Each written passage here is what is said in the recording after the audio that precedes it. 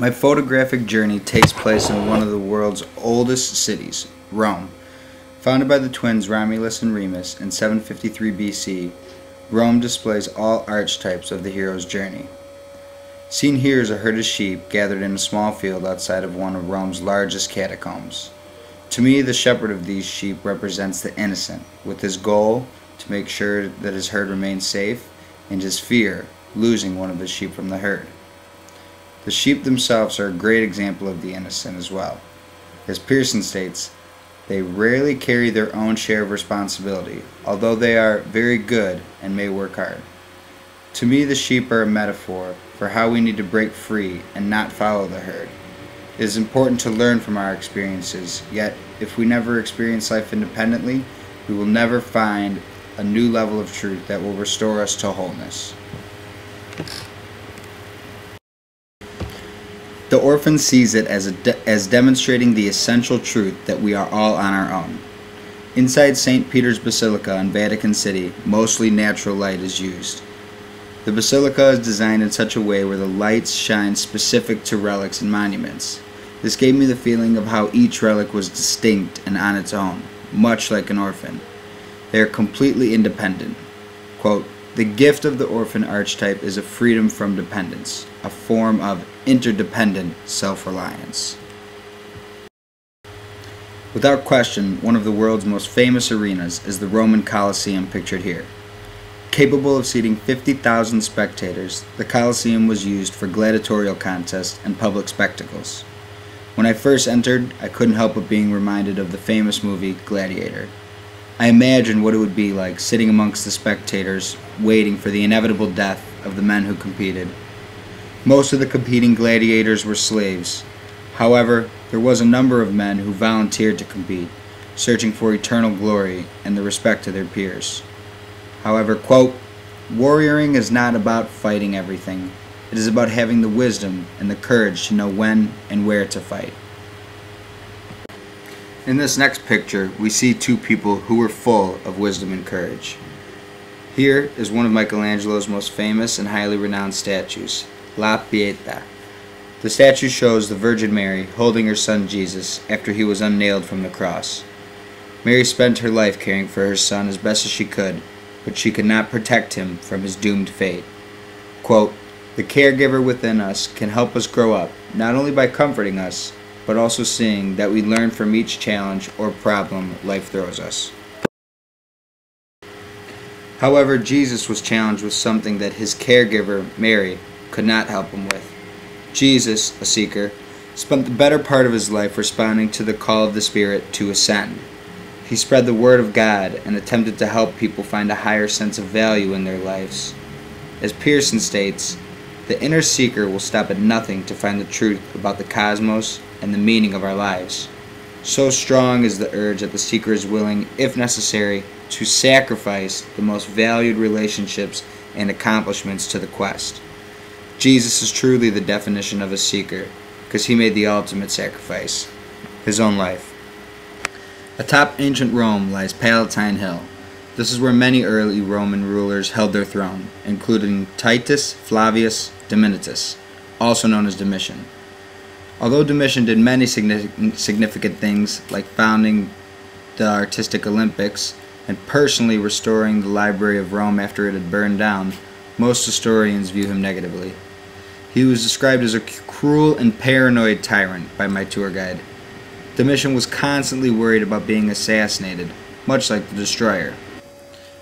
As a result, he covered all the walls of his palace in the marble seen here, as to be able to see his or anyone else's reflection as he walked amongst his palace. Pearson states, "Whatever we deny in our conscious minds will possess us." Domitian's constant concern of his inevitable assassination makes him relatable to the destroyer. Quote, "It does not matter if anyone else finds it beautiful and worthy of love. The issue is that we do. This is how we find out who we are, by what we love enough to commit to." Located within the city of Rome is a small sovereign country known as Vatican City, home to the Pope, and is arguably the most important place for Catholics in the world today. The clergy of the Vatican City have been privileged enough to experience the lover archetype at its highest level. As Pearson states, the most satisfying love of all comes when we recognize that our souls are one with all that is numinous, divine in the universe. To unify our conscious minds with our souls is to find the sacred. Next, I have a picture from behind St. Peter's Basilica. I took special notice to the sky on this day, for it had been overcast and raining for most of my time in Rome.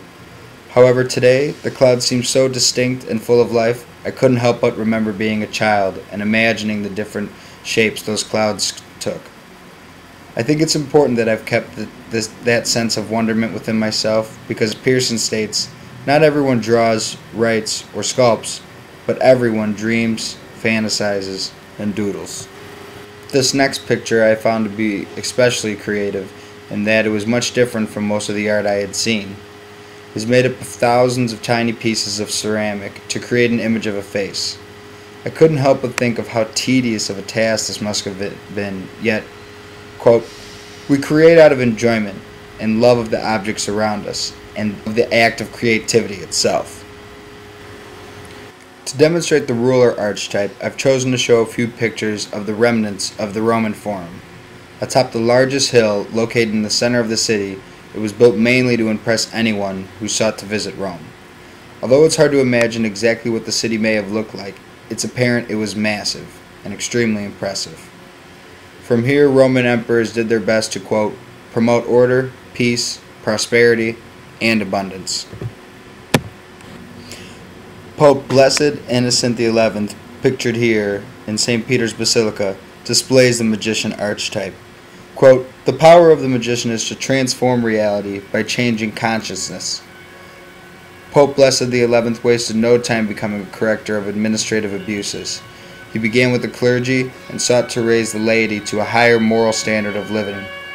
Pearson says, quote, when the magician is dominant in our consciousness, we often experience foreshadowings of future events in our lives, in dreams, in fantasies, in moments of intuitive insight. Pope Innocent XI, along with every other pope who has served, does their best to use their superior intuition as a way to guide their followers. Featuring the father of Western philosophy, Socrates, along with his student Aristotle, here we see the famous Italian Renaissance painting, The School of Athens. Quote, sages have little or no need to control or change the world. They just want to understand it. Ancient philosophers like Socrates and Plato wanted to do just that. Understand. Philosophy is the study of general and fundamental problems concerning matters such as existence, knowledge, values, reason, mind, and language.